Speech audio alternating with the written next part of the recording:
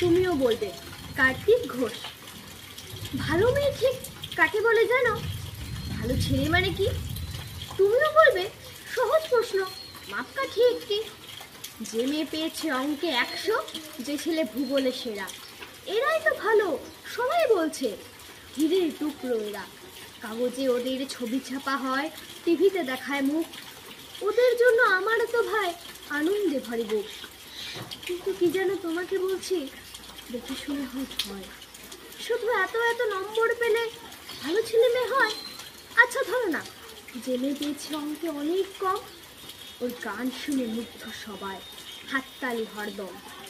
ওই যে ছেলেটা পাশ করে গেছে, এবারেও টেনে টুনে। বলতে কি ভাই, আমরা অবাক ওর আবৃত্তি শুনে। নাটকেও ওর নেশা আছে খুব, পরের বিপদে ছোটে। পাড়ার দিনটি বাংলায় নাকি 30 পেয়েছে মোটে, কিন্তু মেয়েটা খেলাধুলোয় 10খানা গায়ে নামে। সত্যি বলো তো, তুমিও বলবে ওরা নয় কেউ দামি? চাই যে আরো ইঞ্জিনিয়ার, চাই আরো ডাক্তার, পাশাপাশি চাই শিল্পী, খেলুড়ে, স্নেহময়ী সিস্টার।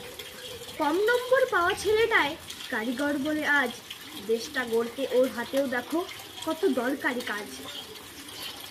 পরের দুঃখে কাতর জেমে মুক্তি করেছে কালো।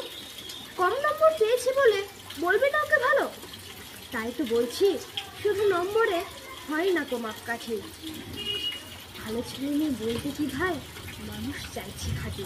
নমস্কার।